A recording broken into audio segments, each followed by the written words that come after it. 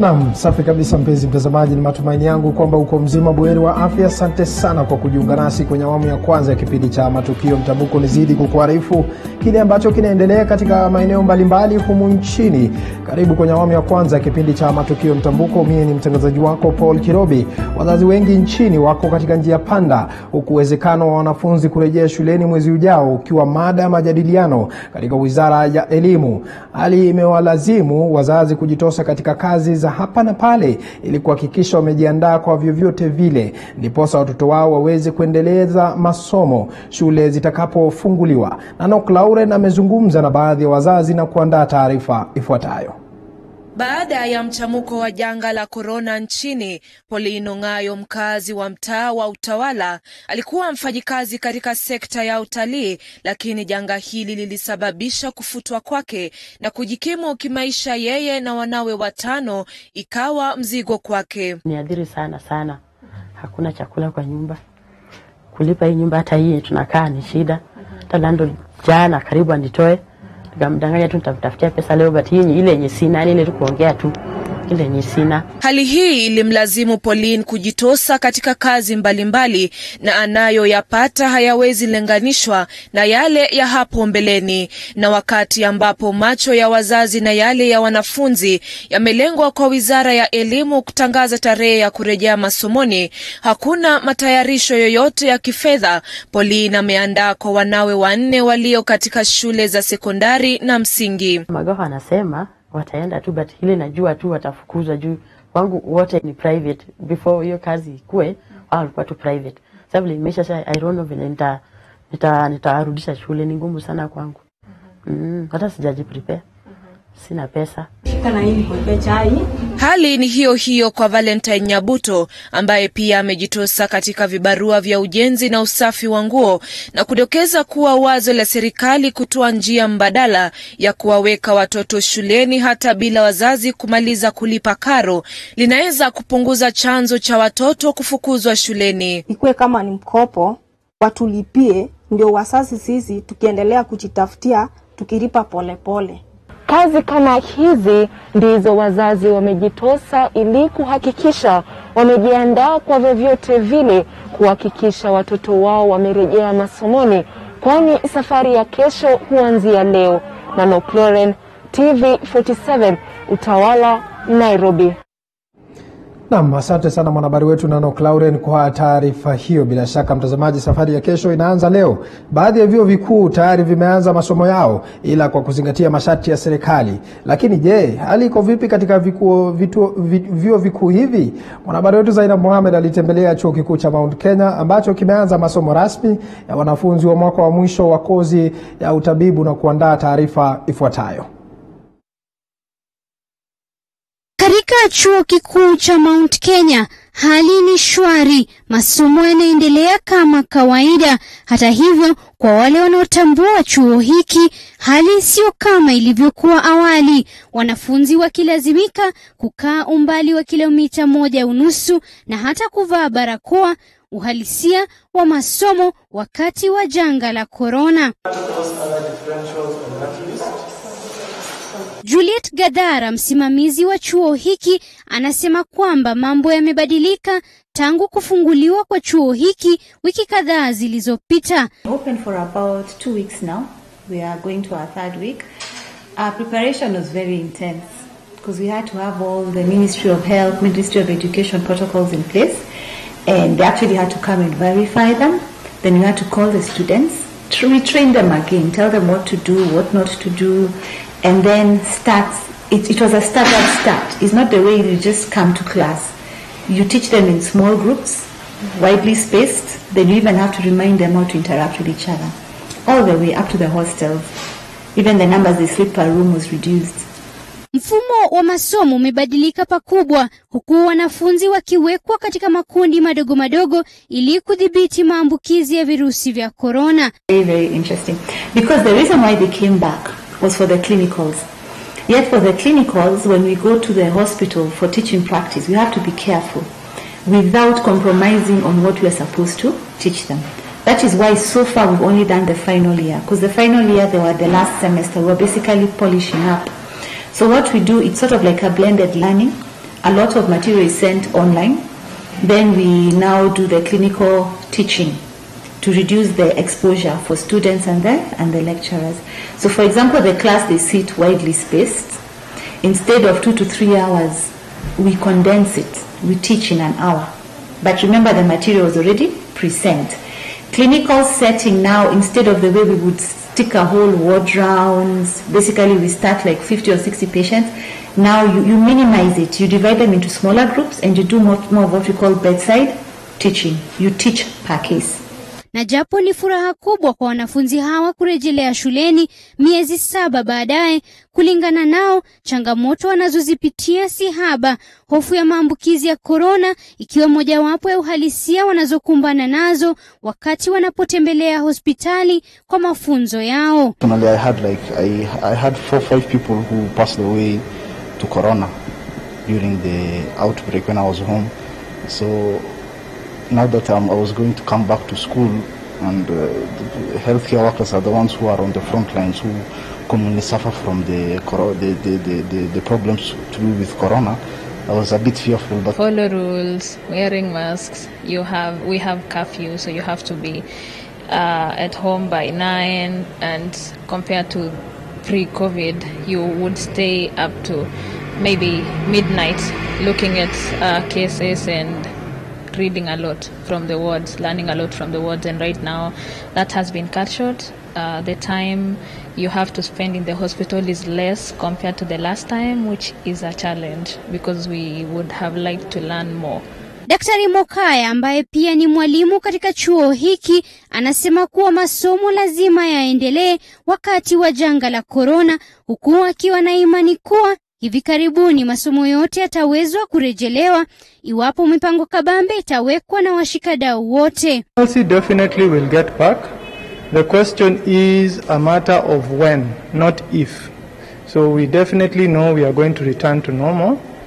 The issue will be when. Hopefully it will be sooner than later, but that will be remained to be seen.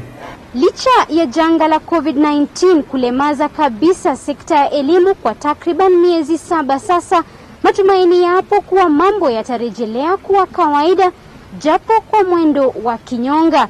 Zainab Mohamed, TV47, katika kaunti ya Kiambu. Na asante sana mwanahabari wetu Zainab Mohamed kwa taarifa hiyo, kwa kuangalia hali ilivyo katika vyuo vikuu, na sio sekta ya elimu tu ambayo imeathirika, vile vile pia biashara ya MIRAA imeathirika. Na kwa sasa mtazamaji, tutaungana na mwanahabari wetu Andin Kilemi ambaye yupo katika kaunti ya Meru. Andin Kilemi, natumai asubuhi yako ni njema kabisa, na hapa studioni tuko wazima, sijui hali iko vipi kule?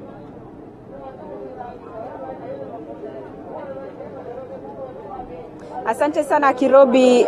Niko katika eneo la Maua, soko la Muringene, ambapo eneo hili linajulikana sana kwa ukuzaji wa zao la MIRAA, na niko katikati ya soko hilo ambapo biashara inazidi kunoga. Iwapo unaona upande wa nyuma kabisa ni kwamba shughuli nzima inaendelea. Wanabiashara wamefika hapa ili kuweza kuendelea na shughuli zao, kila mmoja katika soko hili na zao lake la MIRAA kuhakikisha kwamba anaweza kuuza. Na kwa sasa nitakuwa nazungumza na baadhi ya wanabiashara katika soko hili, watakuwa natueleza mchakato mzima wa zao hili kutoka shambani kufika sokoni hadi kufikia mteja ambaye yuko mbali kabisa, labda maeneo ya Garissa, maeneo ya Mandera na hata maeneo ya Nairobi. Asante sana kwa muda wako. Unaweza kuanza kwa majina yako, utueleze zao hili la MIRAA, mchakato mzima kutoka shambani kufikia hapa sokoni. Hii MIRAA yetu huwa kwa majina naitwa Ketela Kubai. Mimi pia ni mfanyabiashara wa MIRAA, ingawa sikaangi Muringene sana, na kaa pande ya huko Nturuba. Hii MIRAA yetu tunapitia changamoto mingi sana huu wakati wa corona, na wakati soko yetu ilifungwa huko London, na wakati soko imefungwa ya Somalia. MIRAA kama hii mbeleni ni MIRAA ingepata pesa kama 5,000, lakini kwa wakati huu tangu soko hii ambayo tulikuwa tumebaki nayo moja tu, hii ya Somalia imefungwa, tumepata kuathirika sana, na hata pia hii mambo ya corona pia imetuadhiri sana. Sasa ombi letu ni kwa serikali yetu ya kitaifa, tunamuomba rais wetu Mheshimiwa Uhuru Kenyatta kama vile alivyoona ni vyema kutia sahihi yule mswada MIRAA kwa kazi crop afuatilie hiyo, kwa sababu MIRAA sio wakati ule ilikuwa inaambiwa ni mandawa ya kulevya. Sasa hizi MIRAA hata sasa hizi huwa mimi nailaukia kuitafuna asubuhi, na nimetafuna MIRAA zaidi miaka 30. Sasa hizi niko na miaka 47 na nimetafuna MIRAA zaidi ya miaka 30 na sijawahi ona madhara yake. Sasa tunamuomba mheshimiwa wetu, rais mheshimiwa wetu na huyu CS wetu wa mambo ya agriculture Bwana Katirau Munya wafuatilie hizo soko yetu ambayo tulikuwa tumebaki nayo ni moja tu ya London, ya Netherlands, ya Canada ilifungwa. Sasa wakati huu sisi MIRAA yetu kuna juzi kama njana niliona vijana wakuwa wanatoka kuuza MIRAA ile ya kwenda Mandera na kwenda Wajia wakiwa wamerundi na MIRAA na magunia. Hakika nikasikia kama kulia. Kwa hivyo serikali yetu isikie kilio zetu, watufuatilie hii soko yetu ya hapa Somalia, na hakika sisi wa Meru kwa sababu hii ndio utu wetu wa mgongo. Masamba yetu yale tuko nayo huku ni masamba ni kidogo, ni 10.20. Wakati tunaambiwa tupande sijui magandamia, tupande sijui ni avocado, hatuwezi kupata mahali pa kupata hatuwezi pata mahali pa kupata avocado kwa sababu masamba yetu ni kidogo. Kwa hivyo hizo yetu ifuatiliwe, hii ya Somalia ifunguliwe tupate kupata mahitaji yetu. Asante sana kwa muda wako Kirobi. Kama vile ambavyo umesikia ni kwamba wanabiashara hao wanapitia changamoto si haba kutokana na kufungwa kwa soko za kitaifa kama vile amedokeza Netherlands, Somalia, na ni kwamba wanabiashara na wakuzaji wa zao hili la MIRAA wanaweza kupitia changamoto si haba. Sijui wapo tuna mkulima katika eneo hili wa zao hili, naye pia atakuwa anatueleza mchakato mzima. Labda nikizungumza na mmoja, habari ya asubuhi. Mzuri sana. Kwa majina unaitwa nani? Kwa majina mimi naitwa Chairman wa vijana hapa Murigeni soko la MIRAA. Labda zao hili la MIRAA huwa linachukua muda gani katika shamba kabla ya kukua na kuletwa hapa sokoni? Inakaa 21 days. Baada ya siku 21 hivyo tunaenda tukakata MIRAA yetu tukaileta kwa soko. Ya kwamba hii MIRAA kwanza inalea watu wengi sana. Mjuati wa mama kwa hizo soko wanatuuzianga mandizi ya kufunga MIRAA pia. Kuna wale wamefanya biashara ya MIRAA na tunaenda anakuja wakatununulia mandishi ya kufunga MIRAA. Pia kuna watoto shule bila amefuata school fees, hakuna watoto wanataka kula, hakuna watoto wanataka kubaa kupitia hii MIRAA. Na kuna wengine wanafunga MIRAA kwa hiyo ngari, pia hao wako na familia, wako na watoto shule, na hii MIRAA ndio inabidi kuangaramia gharama zao. Lakini tangu siku tulipopata hiyo matezo mingi, sijui hii wenye siasa wanatufanya hii MIRAA zetu la MIRAA ya kuomba kura. Wakati wa kura ikifika wanakuja kutuambia ati kutokatia kama ndemu. Anakuja kutuambia tutatafutia nyinyi soko ya MIRAA, tutawafanyia hivi na hivi, tutawafanyia hivi na hivi. Wakati wa kupea nyinyi kura wallahi hatuwaonangi tena Mungu moja. Hiyo siku ndio wanatuomba MIRAA ndio tunawaonanga. Labda tu niulize, labda nitakuuliza kwa lugha ya Kimeru mnasema ni getondo. Kama hii inatoka shilingi ngapi hii ambayo nimeshikilia kwa mkono? Kama hii mbeleni hatujafungiwa hii soko yetu ya Somalia na London na Canada, wakati ijafungwa huko.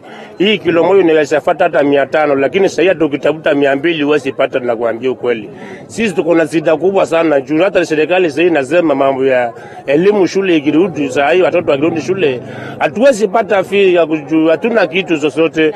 Tegemeo letu ile kubwa ni MIRAA. Sisi hatunanga shamba mengi ya kulima. Sisi hatuna mashamba kubwa ya kulima. Tuko na fundi 15 na tunategemea hiki MIRAA yetu za MIRAA. Baada ya 21 days tumetoa 12,000 ama 15,000. 10,000 ukatafutia watoto wako chakula, 5,000 ukaweka ukasema ni ya school fees. Lakini saa hii serikali ikisema shule watoto warudi kesho, wallahi Mungu moja hatuwezi pata hata shilingi 5 ya kumlifia fia kwenda hata maua. Asisi hatuna.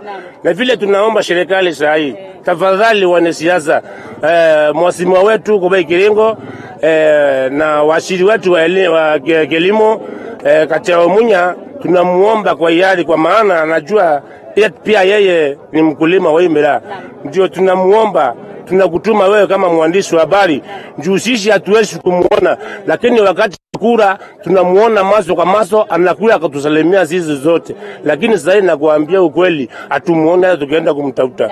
Asante sana kwa maoni yenu mtazamaji. Ndivyo hali ilivyo katika eneo la Maua. Soko la Muringene ni mojawapo ya soko kubwa sana ambalo mojawapo ya biashara zinazoendelezwa hapa ni biashara ya uuzaji wa miraa, na kama walivyodokeza wanabiashara na vilevile wakulima wa hapa ni kwamba janga hili la corona limeweza kuathiri biashara zao, vilevile kufungwa kwa masoko yao ya kitaifa kama vile Netherlands na Somalia kumeweza kuathiri biashara hizi, na ombi lao ni kwamba serikali itaweza kusikia kilio chao. Kwako Kirobi.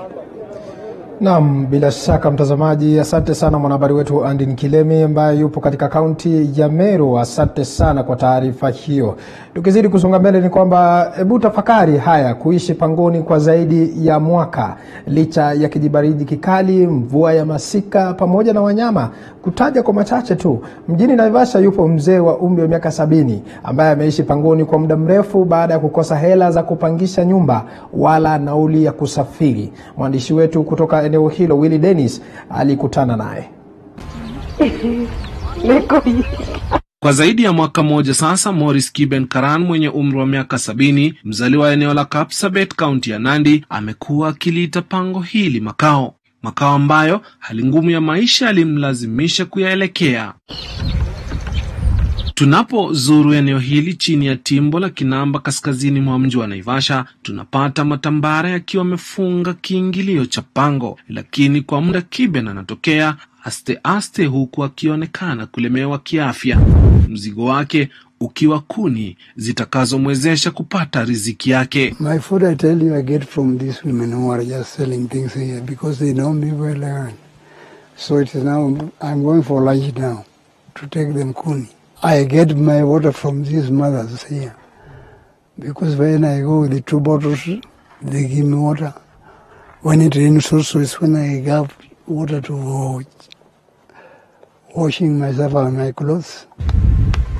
Mzaliwa wa kwanza kwenye familia wanasaba, akieleza kuwa ana akili timamu na wala hili hakuliomba, ila ni hali ya maisha ambayo asingependa impate hata adui wake. No, I have not come across any snake anyway, but what about these fishes? Sometimes there was a time when they were very crazy, but nowadays I think it is a bit better because of this abata, because when they were slaughtering these donkeys, you know, the meat or the smell was attracting hyenas.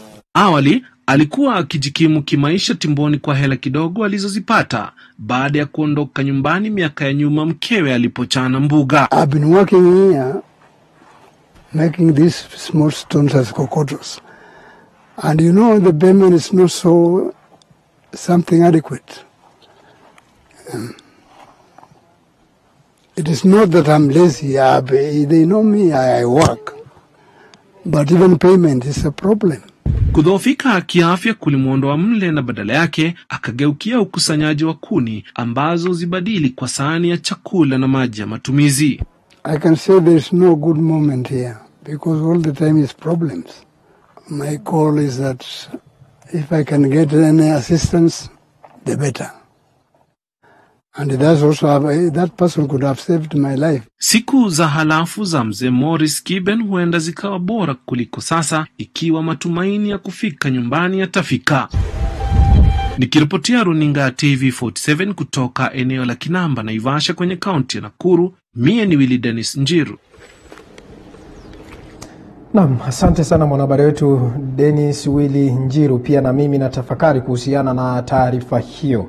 Tukitoka huko kwa sasa tunafuruliza hadi katika kaunti ya Mombasa ambapo familia ya Salim kutoka kaunti ya Mombasa sasa inataka haki tendeke baada ya mwanamume huyo kukamatwa usiku wa manane kutoka nyumbani kwake na watu wanaosemekana kuvalia sare za polisi bila kuifahamisha familia yake wanakompeleka. Salim ametafutwa na familia yake katika vituo vyote vya polisi lakini bila mafanikio wala taarifa kumhusu.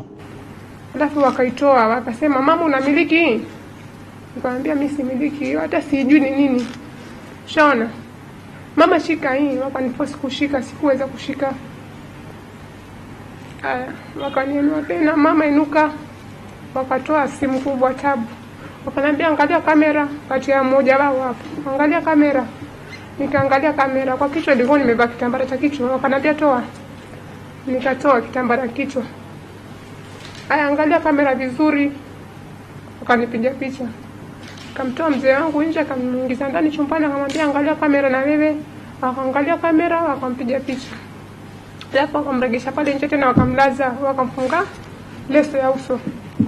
Leso yenye mimi huwa nasalia ilikuwa kwa kamba chumbani. Wakachukua wakafunga kwa uso, na mimi wakanilaza tena chini. Wakasema mama lala hapo chini na usienuke na uanze kuhesabu 1 mpaka 1000. Na huko wamenifunika manguo. Mimi nikalala chini, wakanifunika ile manguo yenye ilikuwa wamemwaga pale. Nikaanza kuhesabu 1, 2. Sasa jinsi ninavyohesabu nasikia mchakato wa miguu unaenda. Kama mume wangu ana makosa, sheria ichukue mkondo wake. Na kama hana makosa, waweze kuturejesha mtu wetu. Mpaka sasa. Naam, tukiachana na hayo, kwingineko ni kwamba mwenyekiti wa shirika la maendeleo majani chai nchini Peter Konyango ameipa serikali changamoto ya kununua na kudhibiti. Hii ni baada ya mwenyekiti kupinga sheria mpya zilizopitishwa ambazo anadai zitawanyanyasa wakulima. Aidha ametoa wito kutoingizwa kwa siasa katika sekta hii, kwani wakulima wataumia zaidi. Aidha ametaka utatuzi wa jambo hili kwa dharura, huku wakiitisha mkutano na serikali haraka iwezekanavyo. I mean, is a private company, as opposed to what some other people are saying. And there was an opinion from Attorney General Amos Wako saying that KTDA is a private company, and if the government wants to take it over, they can only buy the assets of the farmers. It is many billion of shillings worth to the farmers.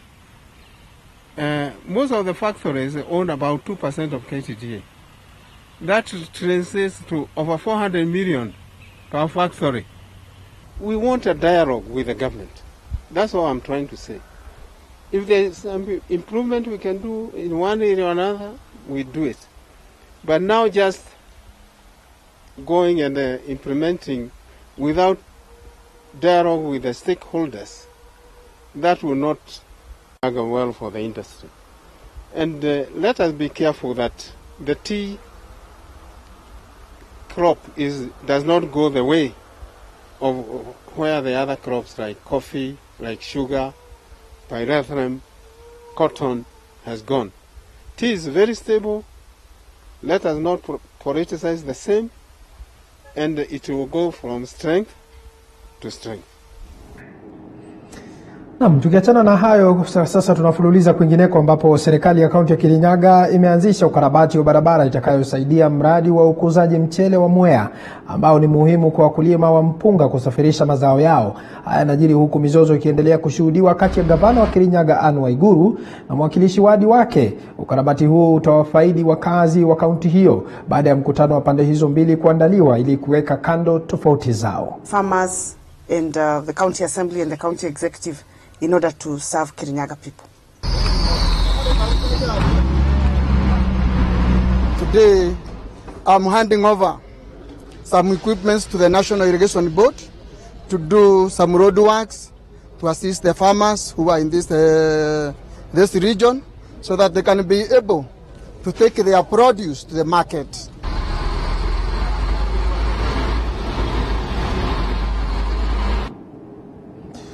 Naam, kwingineko ni kwamba wasanii nchini wametaka serikali kufungua vilabu wakilalamikia hali ngumu ya maisha kutokana na biashara za vilabu kupigwa marufuku na serikali ili kuzuia mchamko wa virusi vya korona. Wakizungumza katika kikao na wanahabari, wasanii hao ikiwemo wanamuziki wamedokeza kuwa vilabu ni miongoni mwa maeneo